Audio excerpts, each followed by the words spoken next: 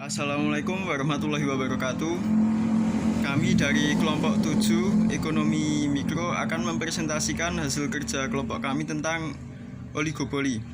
Pertama-tama saya akan memperkenalkan diri. Nama saya Muhammad Iqbal Dharma Hutama, dan selanjutnya ada teman saya Rafli Zain, Hamda Yuwafi Dava, Azahra Putri, serta Syaiful Aziz. Definisi oligopoli. Oligopoli adalah suatu bentuk organisasi pasar di mana penjual atas sebuah produk yang homogen atau terdiferensiasi jumlahnya sedikit. Yang kedua, apabila hanya ada dua penjual namanya duopoli. Yang ketiga, oligopoli murni, yang artinya apabila produknya homogen. Yang keempat, oligopoli terdiferensiasi apabila produknya terdiferensiasi. Contoh oligopoli. Yang pertama, produk homogen. Contohnya baja, aluminium, kaca, besi, dan lain-lain. Yang kedua, produk terdiferensiasi. Contohnya mobil, rokok, sabun, dan deterjen dan sereal. Yang ketiga, tindakan setiap perusahaan akan memengaruhi perusahaan lain dalam industri. Oligopolis biasanya memilih bersaing dalam distribusi produk, iklan, dan pemberian layanan atau persaingan non harga. Sumber terjadinya oligopoli. Yang pertama, skala ekonomi. Yang kedua, dibutuhkan investasi modal besar.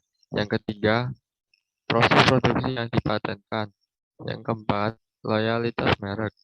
Yang kelima, mengendalikan bahan baku. Yang keenam, pemberian hak bisnis dari pemerintah. Yang ketujuh, penentuan harga limit. Pengukuran oligopoli. Yang pertama, rasio konsentrasi. Ini mengukur persentase penjualan total yang dilakukan oleh 4,8,12 perusahaan besar terhadap total penjualan dalam industri. Rasio di atas 50-60 adalah oligopoli. Yang kedua, indeks Herfindahl. Indeks ini dihitung dengan menjumlahkan nilai kuadrat pangsa pasar semua perusahaan dalam pasar. Yang ketiga, teori pasar yang diperebutkan atau constable market. Jika keluar masuk dalam industri relatif mudah, maka perusahaan dan industri akan bertindak seperti persaingan sempurna. Model Carnot diperkenalkan oleh ekonom Prancis yaitu Augustin Carnot. Model Carnot menganggap ada ketertarikan di antara perusahaan yang bergantung sangat erat.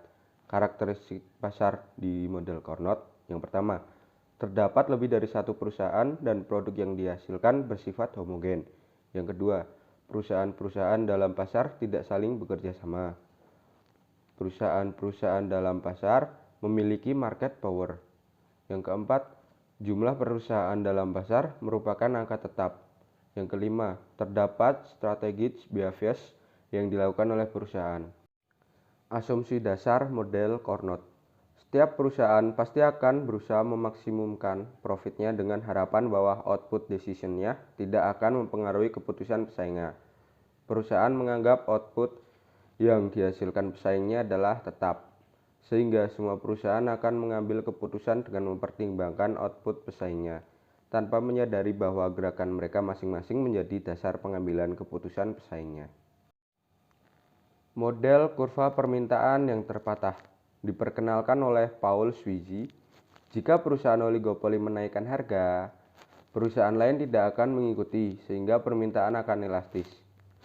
Jika perusahaan oligopoli menurunkan harga, perusahaan lain akan mengikuti, sehingga permintaan akan inelastis. Implikasinya adalah bahwa kurva permintaan akan terpatah. MR akan diskontinuitas dan perusahaan oligopoli tidak akan mengubah harga ketika biaya marginal berubah. Kesepakatan kartel. Dalam pasar sering terdapat kolusi, yaitu kerjasama antara perusahaan untuk membatasi persaingan dalam rangka meningkatkan keuntungan. Kartel terdiri dari dua, yaitu yang pertama, kartel berbagi pasar, memberikan setiap anggotanya hak eksklusif untuk beroperasi pada daerah geografis tertentu. Yang kedua, kartel terpusat, perjanjian resmi antara berbagai produsen oligopolistik dari suatu produk untuk menentukan harga monopoli mengalokasikan output masing-masing anggotanya dan menentukan bagaimana laba dibagikan. Salah satu cara membuat penyesuaian tanpa harus kolusi dan perang harga adalah kepemimpinan harga. 2.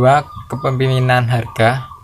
Perusahaan yang diakui pemimpin harga melaksanakan perubahan harga dengan kemudian perusahaan lainnya dalam industri dengan cepat mengikutinya. 3. Perusahaan barometrik. 1.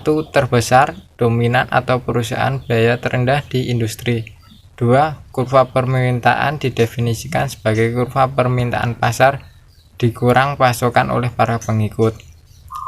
Terakhir, perusahaan pengikut. 1. Mengambil harga pasar seperti yang diberikan dan berperilaku sebagai pesaing sempurna.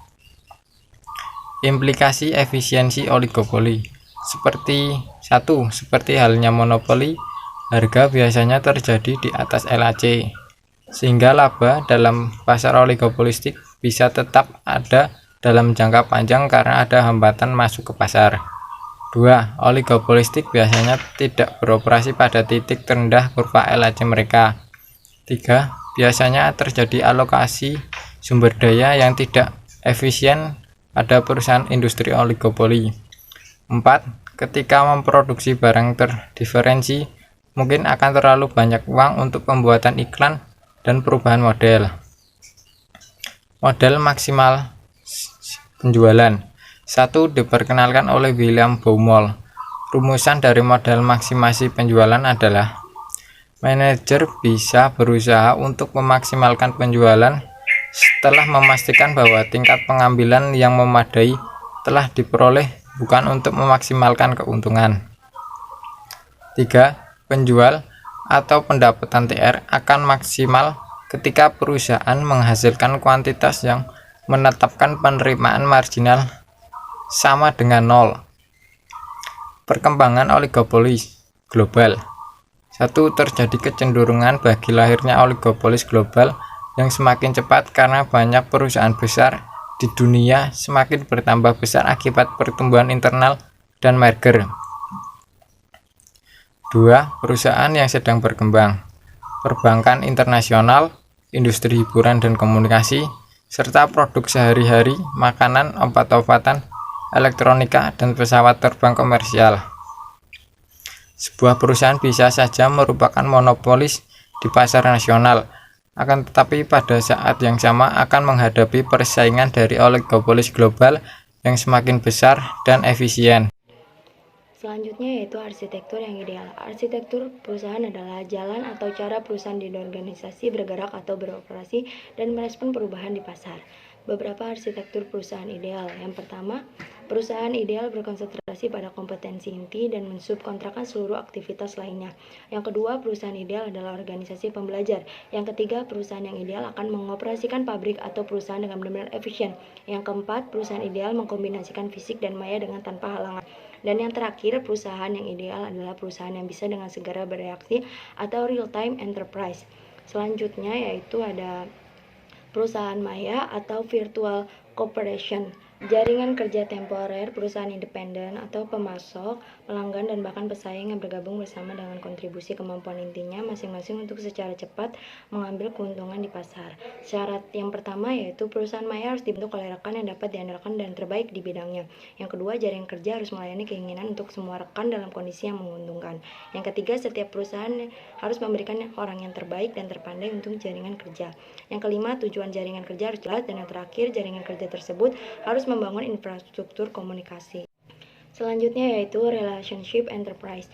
Relationship enterprise adalah jaringan perusahaan yang independen yang membentuk aliansi strategis untuk membangun kapabilitas dan bisa hadir secara geografis yang dibutuhkan untuk menjadi pemimpin global di bidangnya. Relationship enterprise lebih bersifat jangka panjang, keterkaitan lebih stabil dan lebih luas daripada perusahaan maya. Contohnya, industri pesawat udara, penerbangan, telekomunikasi, dan mobil.